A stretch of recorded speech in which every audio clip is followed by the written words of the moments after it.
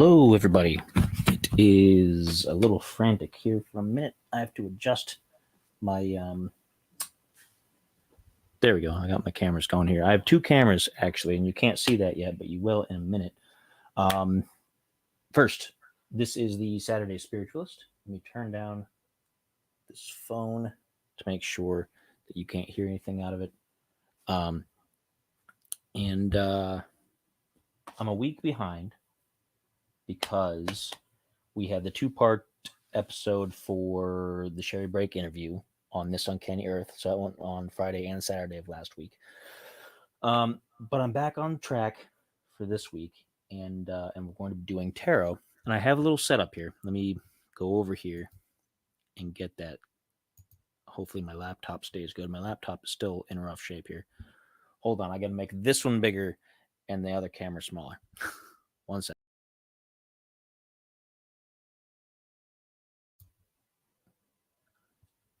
There we go. I know that's kind of weird, but that's so that you guys can see the cards and things rather than, trying to compete between my face and the cards and everything like that. And I want to do it this way so that I could see everything that was going on and everybody had a clear idea.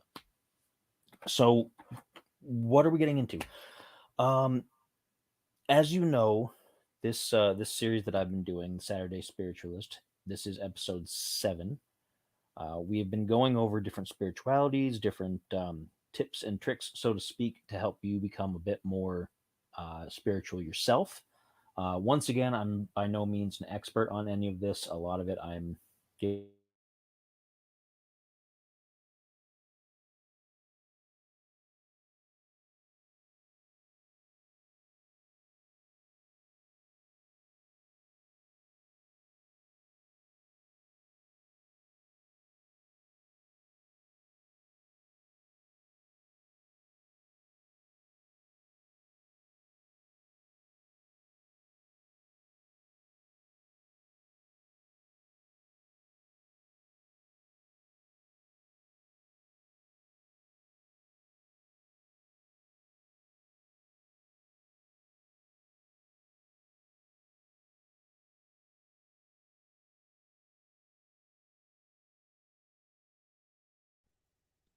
There we go. Had to turn the mic back on. It's muted. So this is going to be fun because now I can't see what I'm doing since I don't have the laptop on. And I was afraid this might happen. So we're just going to have to do the best we can here. But what is tarot? You guys are going to see my hands. I'm going to try to be kind of expressive here for you. It's a pack of cards loosely related to the 52 card standard, like solitaire kind of stuff that we're most of us are familiar with. That actually evolved from things like this. This was before then, and the standard solitaires type style came from there. Pardon me. And but tarot is used as some of the other things I've talked about in the past, like numerology and astrology, which we're going to get to later on, and the tea reading and the pyromancy and all that other kind of stuff. It's used to as an aid in guiding your spiritual life. Some people use it more directly and say it's for fortune telling and for telling the future. But you guys know me; I'm not I'm not quite into like. I don't think all this stuff will directly tell your future. I think it's more going to help you make up your mind about different decisions and things like that. Now, I can't see if there are any comments because I would have to look upside down at my phone because my phone is pointing down and I have to look up to see it. So hopefully, if there's comments and things, or if you're watching, you don't mind me not answering all that much because I'm going to be trying to focus on what I'm doing here. So yeah, so what's the deal with tarot? There's a set of cards. These are about 70 plus cards. This deck is 80 cards, and it is the Aleister Crowley designed Thoth tarot deck. It's designed to go with his book that he wrote called The Book of Thoth, which was a very in-depth study of tarot and tarot symbolism, and he commissioned the paintings on here by a lady, Frida Harris, who wrote an essay about it and put them on display at a gallery in 1942. And just to give you some examples, like these are the backs. These are some of the art on the cards, of course, and you can see there's a name and a number on a lot of them. Now I'm going to have to shuffle these, so I'm going to take these off the table for a minute because it's less awkward that way. Trust me, I am shuffling them, though. Hopefully you guys can hear me moving the cards around. You always want to shuffle before you do anything with these. You never want to just take them out and then do it, because you don't want a past reading to influence your new reading. Now, generally, when I do a reading for someone else, I do the shuffling and then I ask them to cut the deck, which, if you're a card player, you already know means to take half the cards, set them aside, and put the bottom half on the top half. Okay, so you guys are learning a little bit about general card games at the same time. And there's different methods, different layouts. Tonight we're only going to do the 3-card draw because I don't have a lot of space here, and because I can't see very well, because with my laptop off, I can't look over and see how everything's going. So, and because I'm not an expert, I still use my little cheat sheet booklet. It's the booklet that came with it, which is the instructions, to tell me what all the cards mean, because I don't remember what all of them mean all the time. And now it says in here, it says that the basic meanings of the 78 cards should be committed to memory and amplified by personal experience. But for me, because I don't strive to be an expert, and because I don't do this as a business and I'm not trying to get money from people, I figure if I leave it at a point where I have to look them up, then that's less bias on my part. If I were to memorize them, there's always a chance that I might mismemorize something, or I might inject some of my own personal thoughts into them. So by forcing myself to look them up every time and get reacquainted, I think it removes a little bit of bias, personally. But that's my own opinion. So yeah. Now each of the cards means something. And when you do a reading, you're supposed to think of a question, and it's not something as cut and dry as is this sandwich poisonous, or am I going to get in a car accident tomorrow, or something like that. It's not, you can't be super direct. It's more like, what direction is my life going to go this week or this year or whatever, or I'm striving for personal success. Will I attain personal success, or what do I have to overcome to get there? You have to leave some wiggle room in there to interpret things. So what I'm going to do is I'm just going to say, what does the rest of the week look like after the weekend? And that should be pretty safe. I don't expect it to be like flaming meteorites and things like that. So I'm going to take off the top of the deck here 3 cards. 1, 2, and 3. Now, depending on the layout will depend on what each of these cards is supposed to mean. Some people do a past, present, future. Like, this is what, if I'm asking what is this coming week going to be like for me, then this card might be what was last week like, this is what's today like, and this is what the next week is going to be, because all time affects each other, right? There's more elaborate layouts for more elaborate questions, where you can actually delve into past, future, present, all this kind of stuff, and individual. I'm trying to get these centered. There we go. And you can even get into like people and individuals who might be affecting your day-to-day decisions and all kinds of things. But we're going to go through the basics as we do this, and go from there. So I'm going to flip the past card first, which is supposed to, if I'm asking my question right, then I would assume this is going to tell me a little bit about what last week was like. And it is the Magus, which is an interesting card to pick. It's one of the trumps. There's several trump cards, and of no relation to any sort of presidential people. There's how many? 14, 15, 16, 17, 19, 21. There's 21 trumps, and then you have the wands, which is like the knights on down to 1. You have the cups, the swords, etc., which are like your spades and your diamonds and all that kind of stuff. So, what does the magus signify?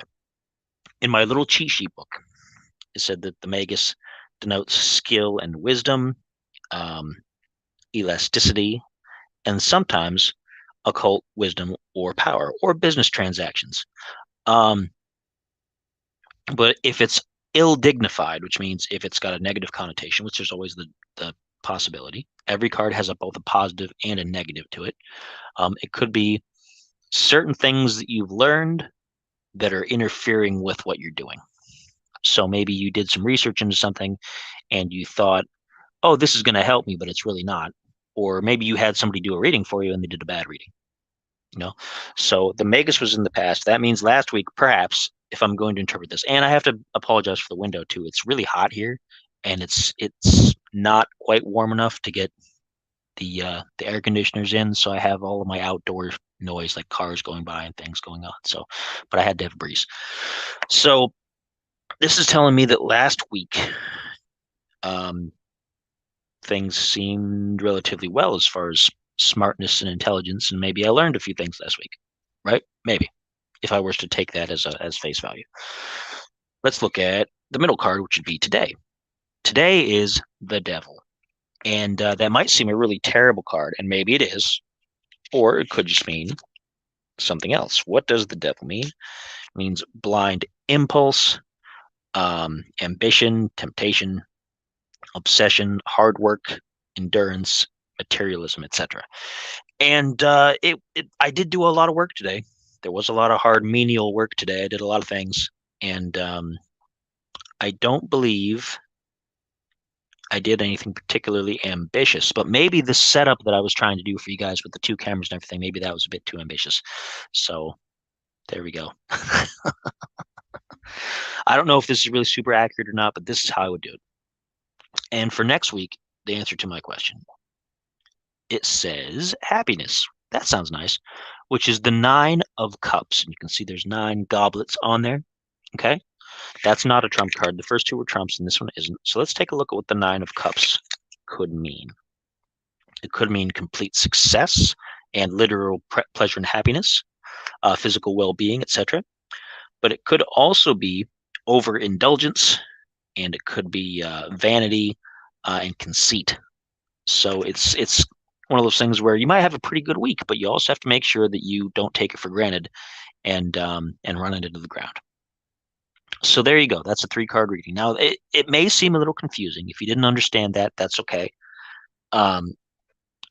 Not every one of these is going to come out the way you expect or the way you think. And I'm not, like I said, I am no expert at this kind of thing.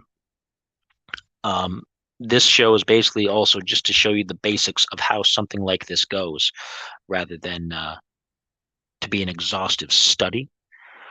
And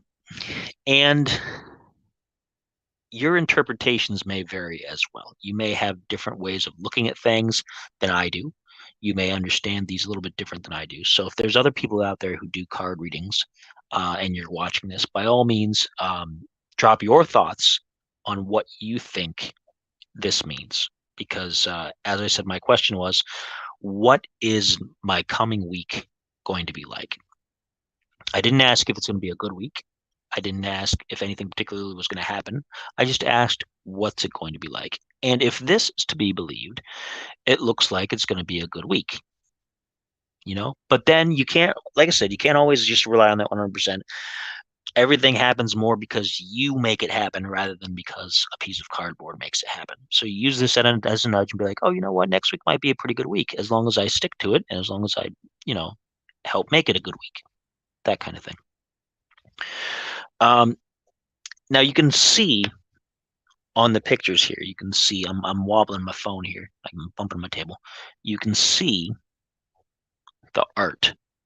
And the art is very specific. Every one of these bits of art, there's a lot of symbolism involved, and I'm nowhere near proficient with what a lot of this stuff means. I will point out there's a lot of cross things going on here.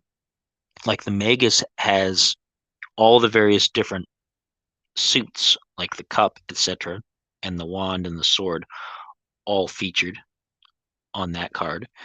Whereas the Magus and the Devil cards both have the Caudicus staff. Only one of them has the Caudicus on it, but they both have the winged orb on it. Very similar snake staffs, meaning that symbolically, the Devil character was a Magus as well. And a Magus could always evolve into something quite like the Devil if they're not careful. So there's a lot of hidden things in there that are really interesting. Now, when you take this and you combine it with things like astrology and with numerology and the various other things, you can get a pretty clear picture of the direction that you might want to take with your life. But as I always say, it's no substitute for your own personal, like, I really think I need to do this with my life. This is how it's going to go. Okay. These are only tools. These are tools to help you. These are not a definitive, well, the cards told me I should do this, so that's definitely what I'm going to do. It's good to follow their advice, just like the numerology, just like anything else, but you always have to remember that these are all things that were invented by a person somewhere in the past, and whether they work or not is up to you. And how much stock you put in them, again, is up to you, and you are always the person in control of your own life at the end of the day. So and that's as far as the tarot goes. When I'm done with my cards, I usually just sweep them up, set them aside, put them in the box. I have a little box for them. If you go to a bookstore or any other place that sells tarot cards, generally they'll have a nifty box. Sometimes they'll have a book with them. There's all kinds of different ones. Like this is the Crowley one. There's one for magic stones. There's like all kinds of little fandom related ones too. There's like Star Wars tarot, and there's Lord of the Rings tarot, and there's goth girl tarot and stuff. I know that sounds silly, but they all exist, and I am not interested in that kind of stuff. I wanted something that was more, official, or I guess, I don't know, less campy, I guess is what I would say. I'm not into the campy stuff so much. So this is the one I got. I got it quite a while ago in a bookstore in Pennsylvania, and but that's a basic reading, at least from my end. And yeah, so this is kind of a short episode, partially because it's pretty start to finish on how this stuff works without getting into all the different symbolism and all the different really nitpicky things about it, but also because my setup clearly didn't work. So is there? No, there's no comments there. That's fine. I don't know if anybody's actually watching, but if you see this on demand later on YouTube or wherever you see it, then yeah, my setup clearly did not work again, and it will be a little bit of time before I get a replacement for the laptop. I just don't have the funds to put into something like that at the moment until I get some things paid down. So, but yeah, luckily my phone works, and that's what we have. We've got my phone. Hopefully my sound cut in, and you guys heard everything that I just said, and I just wasn't flailing around my fingers for whatever. Because if that's the case, then you won't be hearing me say this anyway.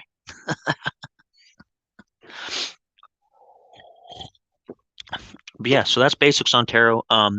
Next week I'm going to do I'm going to get away back to into my regular content.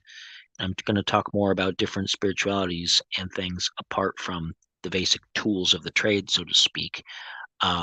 And I'm going to have my normal setup. And if the laptop doesn't work, I'll have my phone as a backup, and everything will work out fine. So stay tuned for that. That'll be on Saturday of next week. And as I usually always say for this kind of stuff, be well.